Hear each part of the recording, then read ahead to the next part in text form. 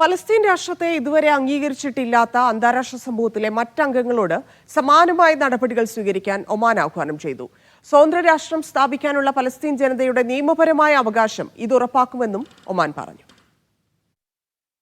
ദ്വിരാഷ്ട്ര പരിഹാരം കൈവരിക്കുന്നതിനും മേഖലയിൽ സുരക്ഷയ്ക്കും സമാധാനത്തിനും ഇത് സഹായകരമാകുമെന്നാണ് ഒമാൻ കണക്കാക്കുന്നത്. ഫലസ്തീൻ രാഷ്ട്രത്തെ ഇതുവരെ അംഗീകരിച്ചിട്ടില്ലാത്ത അന്താരാഷ്ട്ര സമൂഹത്തിലെ മറ്റംഗങ്ങളോട് സമാനമായ നടപടികൾ സ്വീകരിക്കാൻ ഒമാൻ ആഹ്വാനം ചെയ്തു. 1967 ജൂൺ 4 അതിർത്തികളെ അടിസ്ഥാനമാക്കി സ്വതന്ത്ര രാഷ്ട്രം സ്ഥാപിക്കാനുള്ള ഫലസ്തീൻ ജനതയുടെ നിയമപരമായ അവകാശം ഇത് ഉറപ്പാക്കുമെന്ന് വിദേശകാര്യ മന്ത്രാലയം പ്രസ്താവനയിൽ പറഞ്ഞു. ഫലസ്തീൻ പ്രശ്നത്തിലെ ദ്വിരാഷ്ട്ര പോം വഴി ചർച്ച ചെയ്യാൻ വിളിച്ചു ചേർത്ത UN പൊതുസഭാ സമ്മേളനത്തിന് മുന്നോടിയായാണ് UK, ഫ്രാൻസ്, കാനഡ, ഓസ്ട്രേലിയ തുടങ്ങി 10ലേറെ രാജ്യങ്ങൾ ഫലസ്തീനെ അംഗീകരിച്ചത്. യൂറോപ്പിൽ നിന്ന് UK, ഫ്രാൻസ് എന്നിവയ്ക്ക് പുറമെ Portugal, Belgium, Malta, Andorra, Luxembourg രാജ്യങ്ങളും അംഗീകാരം പ്രഖ്യാപിച്ചു. നേരത്തെ ആഫ്രിക്ക, ലാറ്റിൻ അമേരിക്ക, ഏഷ്യ വൻകരകളിലെയും യൂറോപ്പിലെ ചില കിഴക്കൻ മേഖലാ രാജ്യങ്ങളുമാണ് പ്രധാനമായും ഫലസ്തീൻ രാഷ്ട്രം അംഗീകരിച്ചിരുന്നത്.